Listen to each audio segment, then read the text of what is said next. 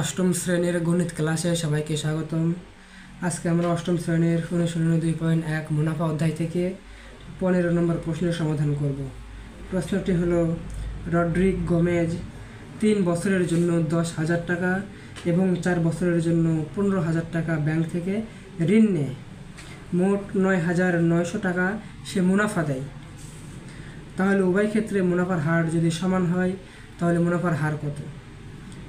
তাহলে অঙ্কে বলেছে যে 3 বছরের জন্য ঋণ নেয় হচ্ছে 10,000 টাকা এবং 4 বছরের জন্য ঋণ নেয় 15,000 টাকা এবং মুনাফার হার এখানে সমান এবং সে দুটা ঋণ মিলে সে মোট মুনাফা দেয় হচ্ছে 9,900 টাকা। তাহলে মুনাফার হার কত ছিল? তাহলে অঙ্কটা সমাধান হবে এরকম। আমরা লিখতে পারি, ধরি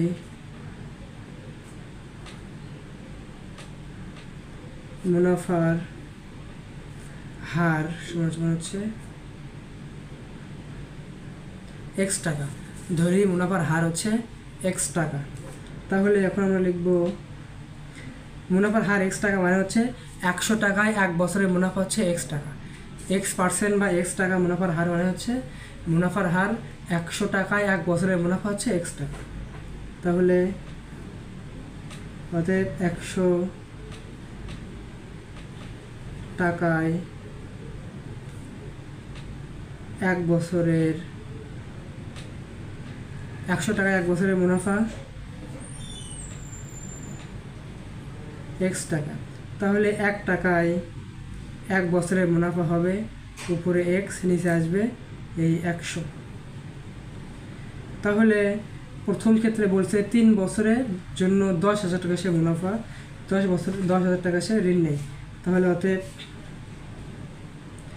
10,000 টাকায় 3 বছরের মুনাফা কত হবে?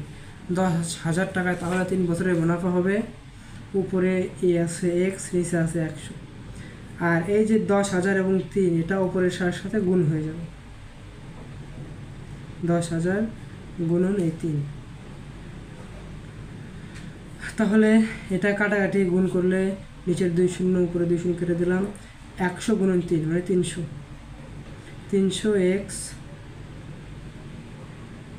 300x টাকা। তাহলে সে প্রথম ক্ষেত্রে ঋণ নিয়েছে হচ্ছে 10,000 টাকা 3 বছরের জন্য। তাহলে 10,000 টাকায় 3 বছরের ঋণ যদি সে মুনাফা দেয় তাহলে মুনাফার টাকা হচ্ছে 300x টাকা। তাহলে এখন আমরা দ্বিতীয় ঋণ সমাধান করব। দ্বিতীয়টা হচ্ছে আবার 100 টাকায়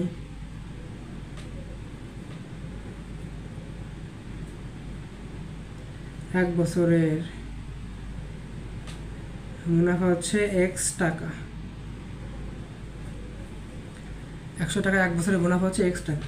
তাহলে 1 টাকায় 1 বছরের মুনাফা হবে উপরে x, নিচে হচ্ছে 100। তাহলে এখানে প্রশ্নে বলছে 15,000 টাকা সে ঋণ নিয়েছে 4 বছরের জন্য। তাহলে 15,000 টাকা 4 বছরের 15,000 টাকায় 4 বছরের মুনাফা হবে। তাহলে নিচে x, নিচে 100 উপরে x গুণন উপরের সাথে 15,000 এবং 4 গুণ হয়ে যাবে, 15,000 গুণন 4। তাহলে 2 শূন্য কেটে দিলাম, 150 150 গুণন 4, 150 আর 4 গুণ করলে হয় আমাদের 600x টাকা।